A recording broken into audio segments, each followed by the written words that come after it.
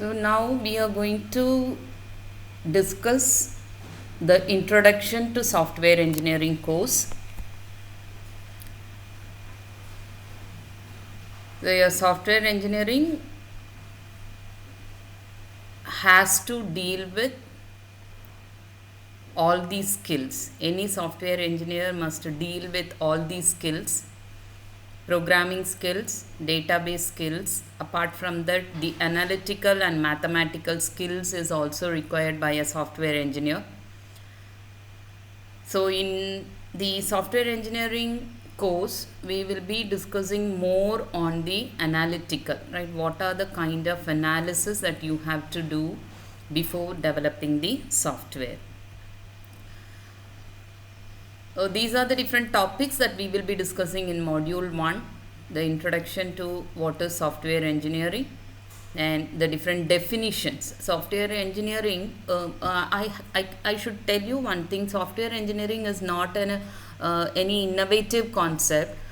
The whatever experience people have gained while developing a software, that has been put into a systematic approach.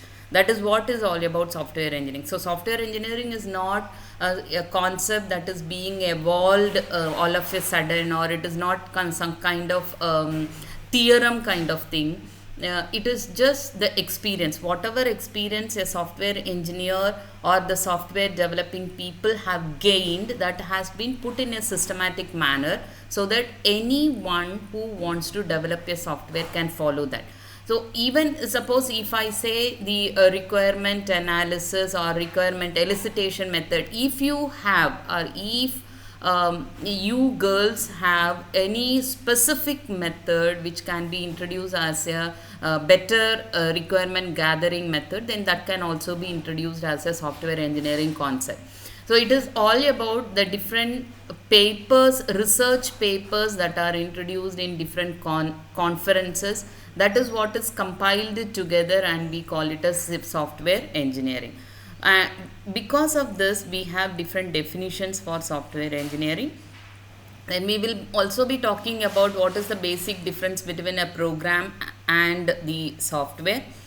Then we will also talk about what do you mean by a software process and what do you mean by a software product. Software process and software product, and what are the different characteristics of the software. Then we will also talk about different matrices that are metrics. This is not matrix, this is metrics. So different metrics and measures that we will be using in the software process and the product. Different metrics, different units that we will be using for evaluating the software will also be discussed. Then we will also talk about the different software development lifecycle models. We will be starting with what do you mean by software development lifecycle, what are the different phases, what are the different steps you have in the development lifecycle model. Then we will also discuss different models. And these are the topics we will be discussing in other modules, second, third and fourth module. So this particular slide tells you like why we need software engineering. Why don't you directly take a problem and directly go for solving a problem, right? So this is what we generally do in our lab sessions. We just take a problem and we start writing the program. Why we can't go directly solve a problem, just directly go into the coding process? These are some of the reasons I can say why we need a systematic approach for developing a software. Say the change in nature of the software. Obviously, imagine in earlier days we were having only numerical analysis problem which will be solved by using your C program or C++ program or some assembly language. But nowadays lots of business functions are being developed as a software. So the software nature has changed a lot, and nowadays in this period the trending the software development is machine learning and artificial intelligence. So you are not going to develop any software which is completely talking about database application. Instead we are now talking about a software which will help you in machine learning, which will help you in the concept of artificial intelligence. So that is the kind of change that happens in the software. So obviously you need a software engineering concepts, and the complexity is keeping on increasing in software development. So you need a systematic approach and improvement and ready for change. Say for example, I have already developed a software, you want to enhance that particular software. If you want to enhance the software, obviously the software must have the adaptability, because I have 5 different functionalities. I want to add the 6th or 7th functionality also to my software. So it must be ready for change.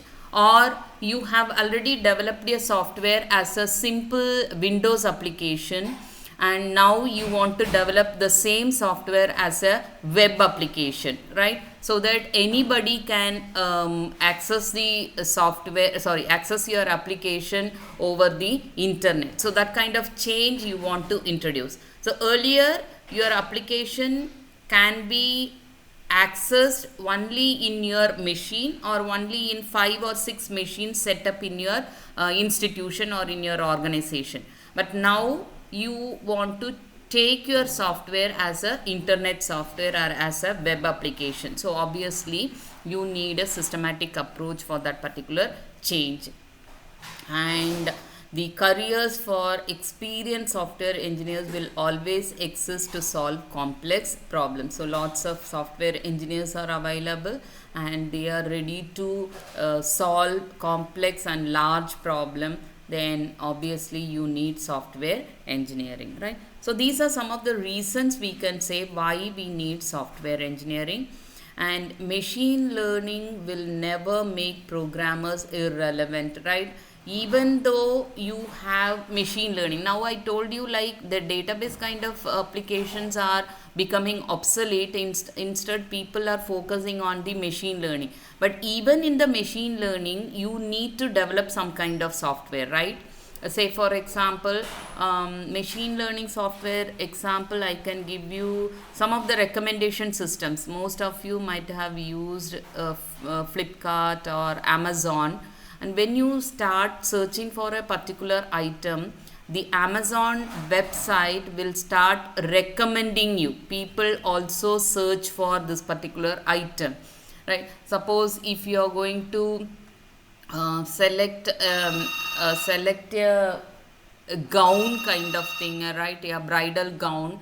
Then what the system will do, it will start recommending you the different accessories that can be followed in the program.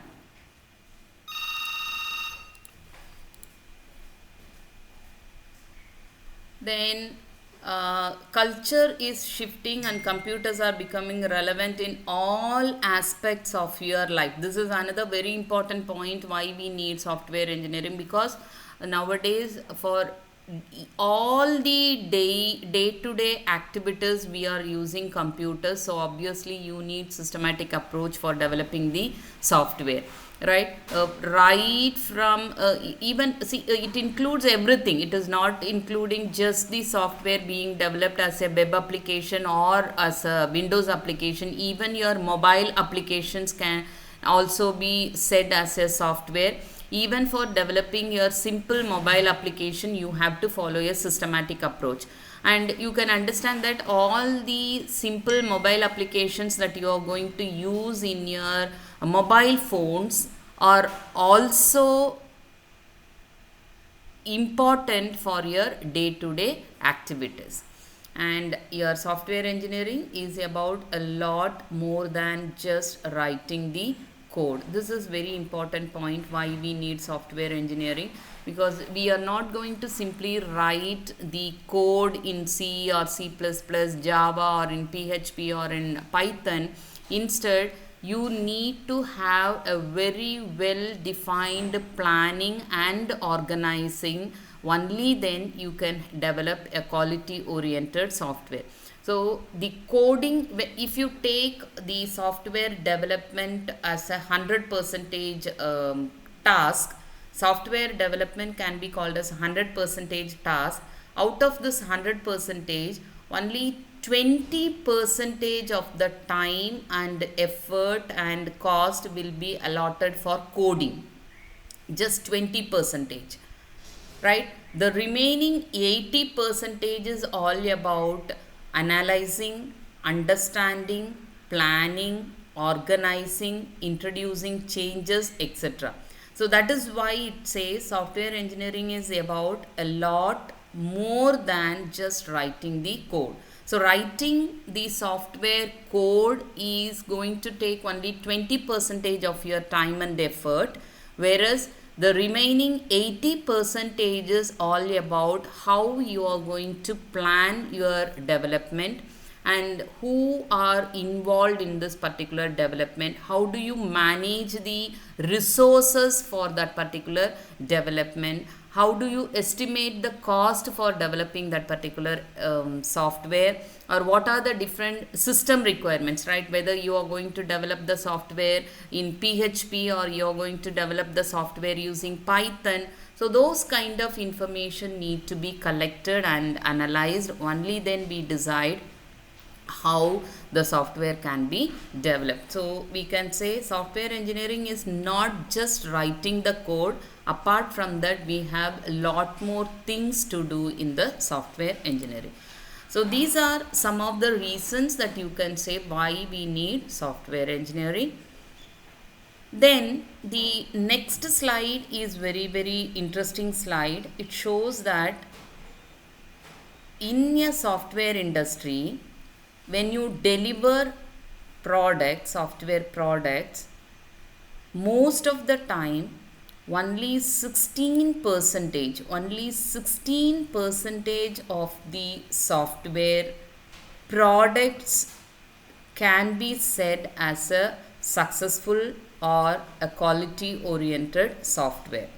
Only 16 percentage, whereas 53 percentage of the software that you are going to develop will be over budget. Say for example, the customer says that I will be paying 1 lakh for that particular product, but after developing and implementing the software, you see that your budget is overshooting, right? So only 53 percentage of the software is over budget. So obviously you cannot claim that it is going to be a successful one.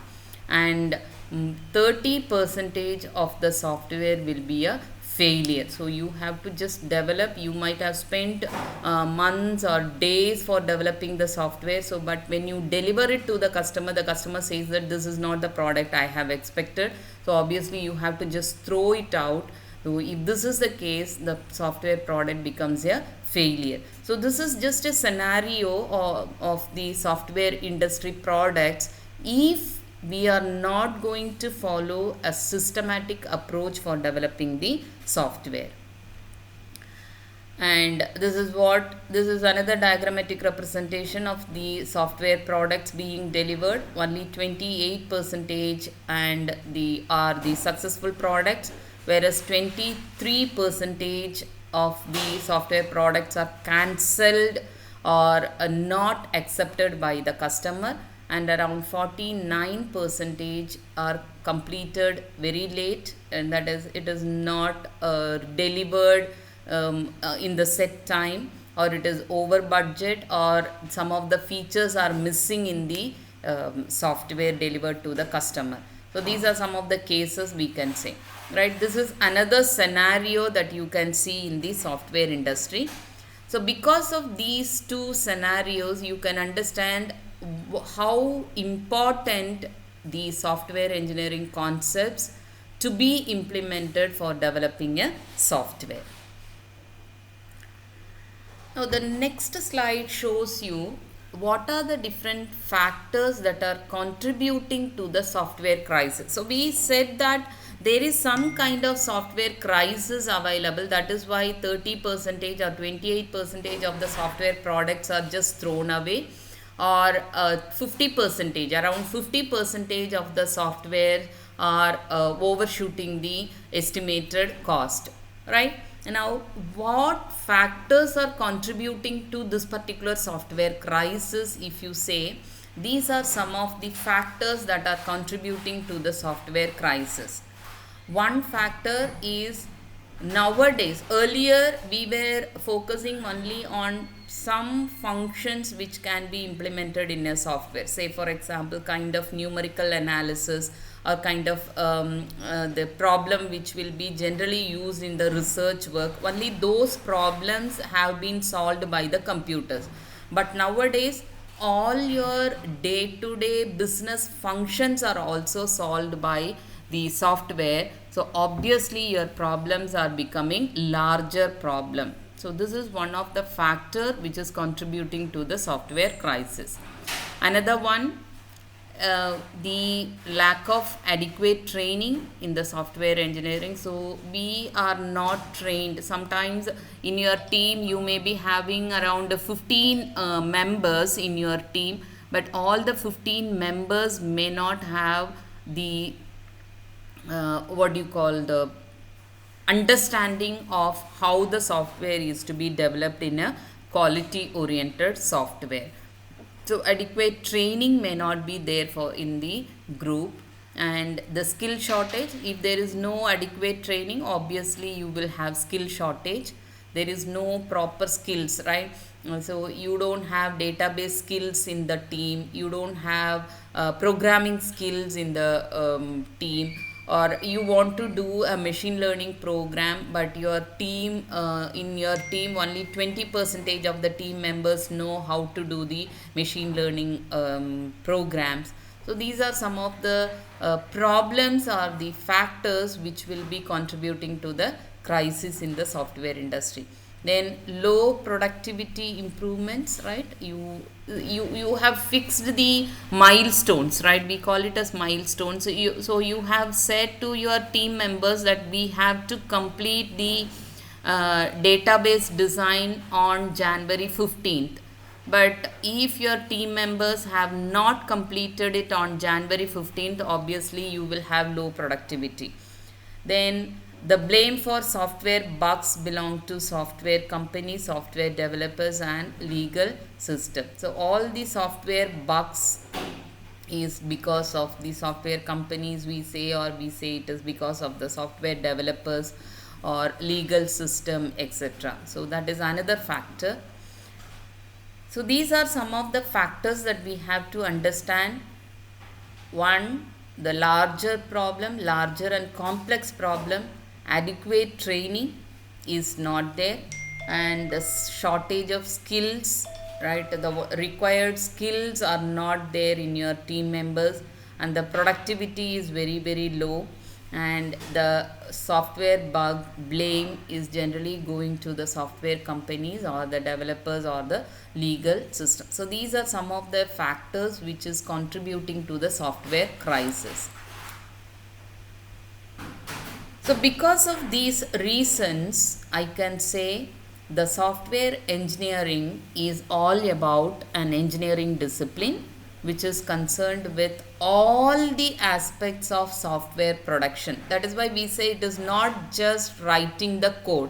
Software engineering is not just writing the code.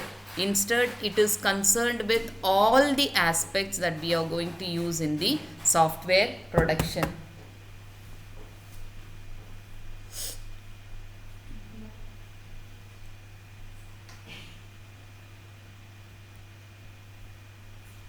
So these are some of the, I can say these are, this slide shows you another definition for software engineering. So this is one definition, it's a very vague definition. It says that it is an engineering discipline concerned with all the aspects of software production. So when I say all the aspects, so it is going to deal with adaptability, using appropriate tools and techniques, and the proper usage of resources. So any software engineer should adopt a systematic and organized approach to develop a software, and they have to use appropriate tools and techniques depending on the problem that we are going to develop and what are the constraints that you will have during the development. Based on that, they have to select proper or appropriate tools and techniques, and they need to use the resources that are currently available. The resources that are currently available. Right. So this is just a vague idea about what is software engineering, and this shows you what are the skills that are expected in a software engineer. The software engineer must have this systematic and organized approach for his work. And another one, he should be able to select or use appropriate tools and techniques based on the problem given to him and based on the constraints that are available in the problem. And he should also be able to understand how to use the available resources. You are not going to simply purchase the resources again and again. Instead, how the existing resources can be used efficiently and effectively. So based on these theoretical or a vague concept, these are some of the definitions given for the software engineering. So this was the first definition proposed in a conference by Fritz Boy. He is the one who has proposed the definition for software engineering in 1968. He said, the establishment and use of sound engineering principles in order to obtain economically developed software that is reliable and works efficiently on real machines. This is the definition he has given for the software engineering. Another definition by Mr. Stephen in another conference, he says that a discipline, software engineering is a discipline whose aim is the production of quality software. This is very, very important. Quality software.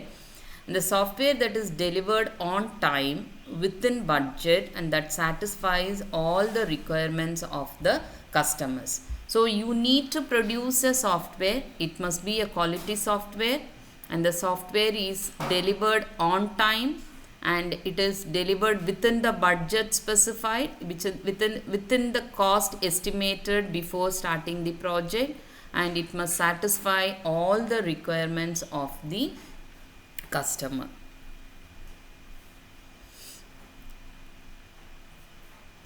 So these are the two definitions that you can have for the software engineering. And this slide just shows you, due to the increase in cost of maintaining the software, the objective is now shifting to produce quality software, obviously, because once you have delivered the software to the customer, you should not be called again and again by the customer. The customer must feel satisfied, and he says that, okay, if there is no call coming from the customer, that means you have delivered a quality software, right? So once you have delivered the software to the customer, then it becomes the maintenance of the software. So when you say maintenance of the software, it is going to increase the cost of maintaining the software. So instead of increasing the cost in maintaining the software, the objective of software engineering is now shifting to produce quality software which is maintainable easily, and it is delivered on time, and it is delivered within budget, and it satisfies all the requirements, right? So this is one main objective that we have to understand in the software engineering. You should not increase the cost of maintaining the software. Instead, the objective of having a software engineering concept must be the quality software is delivered to the customer. The quality software can be easily maintained, but it is delivered on time and within budget, and it also satisfies all the customers' requirements, right? So this is the simple definition you can have, or the explanation that you can have for the software engineering term.